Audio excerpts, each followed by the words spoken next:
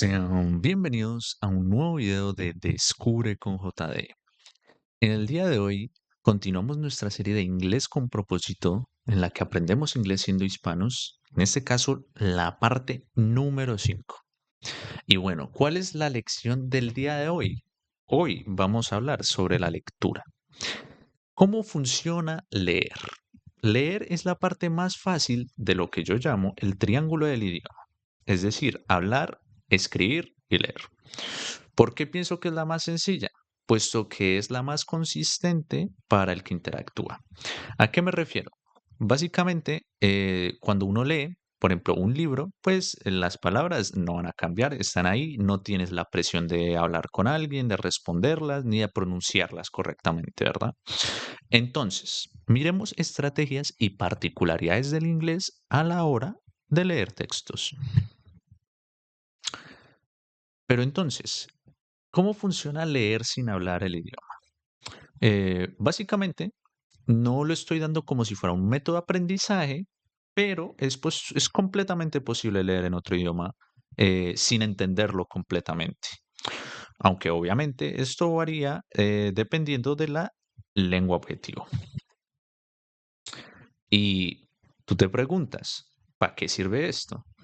Básicamente, leer abre las puertas a adquirir más vocabulario y reforzar lo que ya conoces. Esto sirve de puente para aprender a escribir y hablar.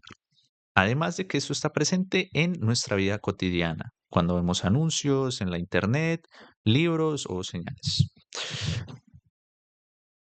Entonces, ¿qué es lo bueno, lo malo y lo que toca es aprender?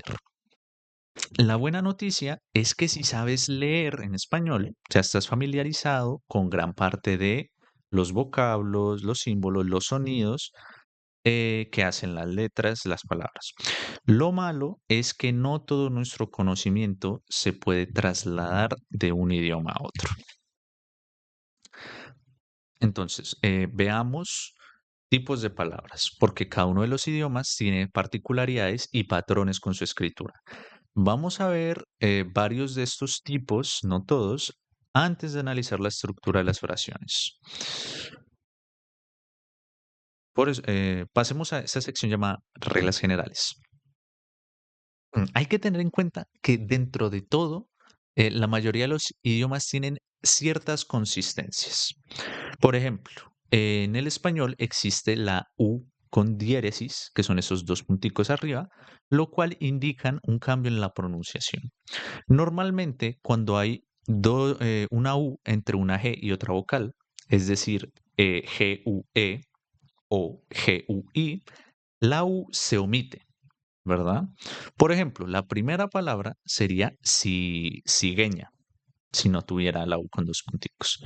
Pero como la tiene, se pronuncia y es cigüeña. Esto es consistente. Siempre que ves esta U con esos dos puntos, sabes que tienes que pronunciarla. Entonces, cuando ves escrito pingüino, cuando es escrita la palabra bilingüe, sabes que se pronuncia así. De la misma forma, hay consistencia en omisiones a veces. Por ejemplo, la P al inicio de algunas palabras en el inglés es muda, como en pneumonia, psychology y pterodáctil. Como sabrán, o bueno, si recuerdan, en español esto también aplica. Psicología, psicólogo, estas palabras inician con P, pero no se pronuncia, es muda. Y para mostrar, ir un poco más allá, también tenemos ejemplos en portugués. Tenemos esta letra C con un simbolito abajo. Esencialmente, cuando tú la ves escrita, suena como una S, ¿verdad? Normalmente, digamos, tú escuchas a alguien hablando en portugués y te dice Curazao, tú dices, ah, bueno, debe estar escrito con S o con Z, pero en realidad tiene este símbolo. Entonces podemos ver que tenemos palabras como inspiração, que es inspiración, y confianza, que es confianza.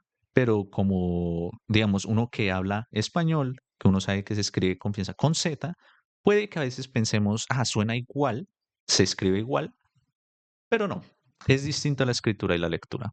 Acá es donde entras a saber leer, porque digamos, si tú ves este símbolo y tú no tienes el conocimiento presente, no vas a saber cómo se pronuncia. Otra de las partes más consistentes a la hora de aprender palabras son los sufijos. ¿Qué son los sufijos? Son las terminaciones. Por ejemplo, para los adverbios en español tenemos la terminación mente, que significa de forma y la palabra. ¿A qué me refiero? Lentamente significa de forma lenta. Rápidamente, de forma rápida. Épicamente, de forma épica. Ahora, como podemos ver, esta terminación mente se ve presente de la misma manera en portugués. Tenemos lentamente, rápidamente y ruidosamente. La única diferencia es que la T en portugués suena como un ch, pero bueno, eso es un tema aparte. Y pues yo no tengo tanta confianza en mi portugués como en mi inglés, entonces no es mi especialidad. Pero volvamos al inglés. Esta terminación mente traduce a este LY. Tenemos palabras como swift, que es rápido, entonces swiftly de forma rápida, ¿verdad? O de forma eficiente, más o menos, como habilidoso. Slowly, slow es lento. Entonces, si le agregamos LY, se vuelve de forma lenta, slowly. Y loudly, loud es ruidoso. Entonces, de forma ruidosa. Como podemos ver, es un buen punto de partida si queremos aprender palabras. Vemos que si le agregamos el LY, podemos convertirlo en adverbios. O, por el contrario, del otro lado de la moneda, son los prefijos, es decir, cómo inicia una palabra. En este caso, el prefijo re, que normalmente significa volver a hacer algo, ¿verdad? Lo vemos presente tanto en español como en inglés, como en portugués. Repetir, volver a hacer. Reiniciar, volver a iniciar. Reciclar, bueno, eso es reutilizar o cambiar el propósito de algo. Reuse es reusar. Recycle es reciclar. Y rewind es rebobinar. Y con el portugués tenemos palabras como rever, que es revisar, eh, rebachir y reducir, que vemos también la curiosa similitud entre reducir del español, pero en vez de con C es con Z. Entonces, ¿qué es lo que tenemos que sacar de esta sección? Es que básicamente hay cosas que son consistentes, ¿verdad? Cómo inician las palabras, cómo acaban las palabras o cómo se escriben en ciertas partes. Pero ¿qué pasa? Que también tenemos que aprender a desaprender. Y uno de los puntos claves con el inglés es la inconsistencia de la pronunciación. ¿A qué me refiero? En español, siempre que tú estás leyendo, o bueno, siempre que es escrito, las palabras suenan como lo esperas. Por ejemplo, acá tengo tres palabras, enfoquémonos en la I. Iguana, pincel, pepinillo, ¿verdad? En las tres suena la I de la misma forma. Sin embargo, probemos con tres palabras en inglés. Tenemos iron, rain y fishing. Ahora, como podemos ver, hay una ligera diferencia independiente de la palabra. Así todas se escriban con I, suenan un poco distinto. Por ejemplo, iron suena como I, la I. Mientras que en rain, al estar pegada a la A, suena un poco distinto. Y en fishing suena como una I del español. Entonces, ¿a qué queremos llegar con esto? Esencialmente lo que queremos no es aprender palabras de forma general. No queremos asumir que ya sabemos cómo suena una palabra, ¿verdad? Tenemos que estar dispuestos a entender que puede que suene distinto. De la misma forma, tenemos esto que vamos a llamar un falso positivo. Por ejemplo, tenemos la palabra tranquilo en español, en inglés y en portugués. Ahora, si puede que tú ya sepas esto, puede que no, pero en portugués se pronuncia tranquilo. Así se escriba igual que en español. ¿A qué quiero llegar con esto? Básicamente, si tú eres nativo que habla español y tú ves la palabra en inglés, tú vas a decir, bueno, puede que se pronuncie tranquil, puede que ese sea tu primer instinto. Mientras que si tú eres nativo de portugués, vas a decir, si en mi idioma se pronuncia tranquilo, entonces voy a asumir que la palabra en inglés se pronuncia tranquil. ¿Y qué pasa? Que en este caso, la palabra se pronuncia tranquil, ¿sí? Pero obviamente depende de, de que en inglés suena así, independiente de cómo suene en otro idioma. Entonces, hay veces que lo que tú sabes te sirve y hay veces que lo que tú sabes no te sirve. Entonces, en este caso, puede que la persona que habla portugués de forma nativa piensa que deben ser palabras similares, deben estar relacionadas de alguna forma, mientras que si asumimos desde el punto de vista de alguien que habla español, vamos a llegar a una pronunciación equivocada. Otro punto que hay que tener en cuenta son los vacíos de información. Por ejemplo, en inglés existe esta mini regla, ¿verdad? Mini patrón de que cuando se repite una letra cambia su pronunciación. Por ejemplo, esta O, la doble O, suena como una U. Entonces, no se lee book, se lee book. Esto es un mini patrón, es consistente, pero a la vez es un vacío de información, porque en el español no existe ninguna palabra que si tú repites la letra, la vocal mágicamente cambie la pronunciación.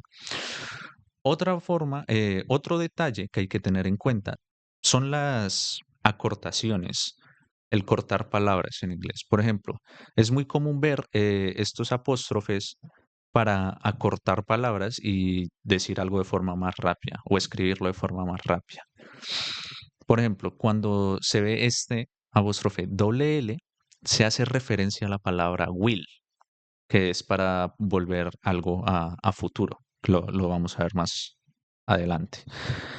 Pero esencialmente, si tú ves esto de buenas a primeras, puede que tu impresión sea ¿por qué está esto? ¿Qué significa?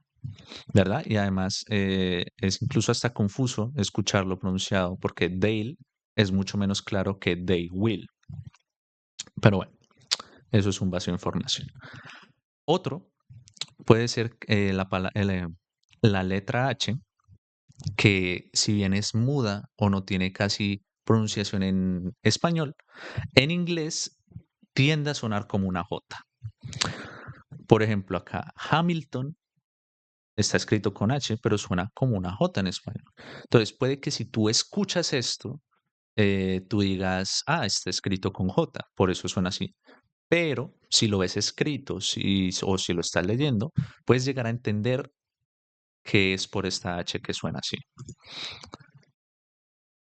Y ahora que tenemos en cuenta esto, veamos particularidades del inglés. La más común, la más importante incluso, es la forma en la que funcionan los adjetivos, las características en inglés. Por ejemplo, si yo quiero decir el carro rojo, en inglés se invierte el orden. Digo, the red car. Entonces, ¿qué pasa? Normalmente esto genera confusión para un nativo del español. Porque si yo estoy leyendo esto y digamos, empiezo a leer de izquierda a derecha normal, y yo veo de red, puede que yo quede confundido. El rojo, ¿qué es el rojo? Pero hay que entender que en el inglés primero se habla de las características y luego del objeto. Entonces, ¿cuál es la estrategia? Es que cuando veamos una característica, tenemos que ver a qué se está refiriendo la oración. Por ejemplo, en el caso de la casa más grande, tenemos the biggest house, ¿verdad? Entonces, toca no intentar traducir palabra por palabra, porque ahí nos confundimos más. Tenemos, digamos, empezaríamos de el o la, porque ni siquiera sabemos a qué se refiere. Biggest, el más grande o la más grande. Y house, casa. Entonces, obviamente, tenemos que hacer el esfuerzo de ver a qué se refiere y traducir la oración completa. Otro de los detalles son los auxiliares. El inglés, al tener una pronunciación tan flexible y al ser hablado en tantos lugares, hay veces que tiene este tema, este problema de que es difícil saber si estamos refiriéndonos a una afirmación, a una pregunta. Por ejemplo, en español es tan sencillo como ver con el tono de voz. Si uno dice tú trabajas, está afirmando. En cambio, si uno cambia el tono y dice tú trabajas, suena como una pregunta. Y de la misma forma, en el español tenemos el símbolo de apertura de pregunta, ¿verdad? Ahora, ¿qué pasa en el inglés? En el inglés no tienen esta facilidad de entender solo tanto por la escritura, no tienen el símbolo de apertura y a la hora de hablar tampoco tienen la facilidad por los distintos acentos. Entonces, ¿cuál es la solución a la que llegó el inglés? Es crear un auxiliar. Entonces, si tú dices you work, esencialmente estás afirmando todas las veces, pero puedes agregar un do y se vuelve una pregunta. Do you work? De la misma manera, eh, queda inconexo, ¿verdad? Queda de forma tosca a la hora de hacer negaciones en el inglés. Como podemos ver en español, yo puedo decir muévete o no te muevas para decir, para negar, pero necesitamos agregar ese artículo, ese te. Esto es muy similar a lo que pasa en el inglés. No es lo mismo decir not move que do not move. Se entiende, sí, pero el auxiliar está para facilitar esa conexión de palabras, para hacer que el idioma suene más fluido.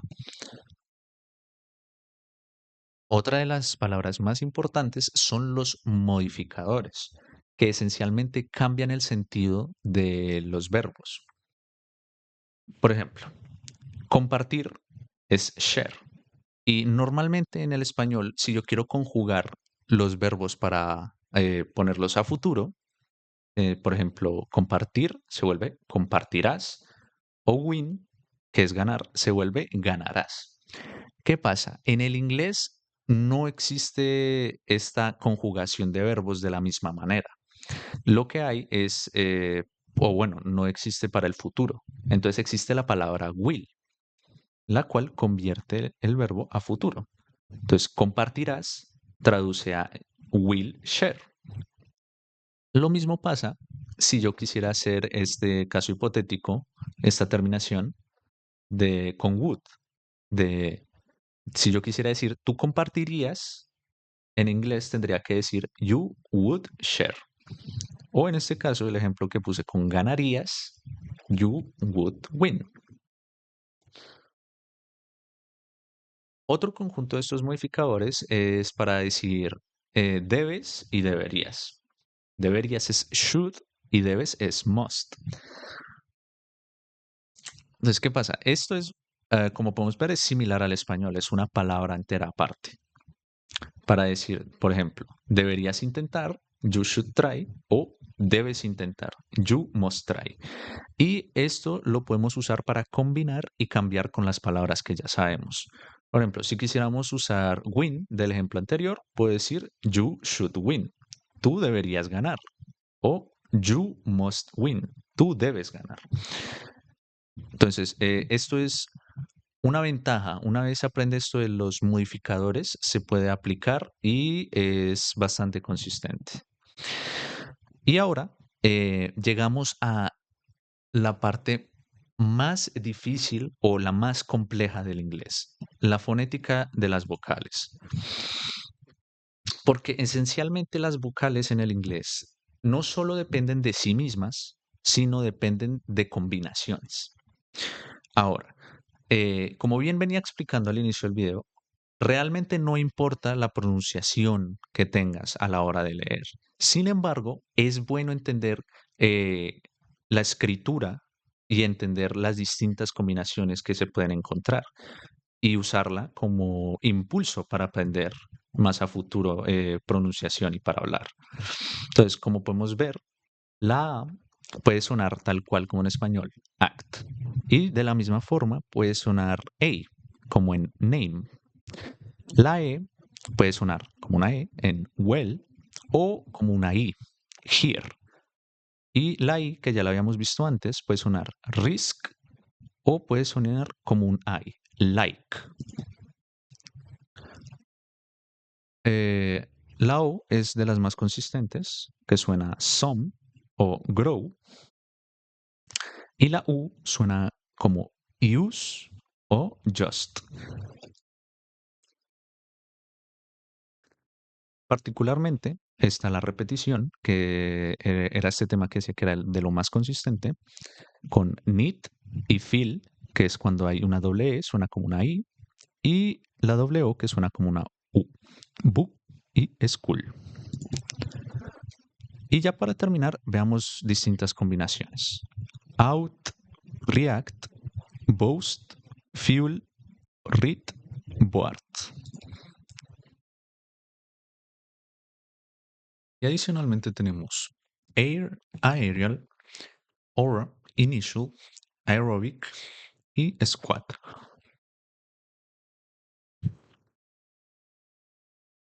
Mm, Pero bueno, ¿qué aprendimos hoy?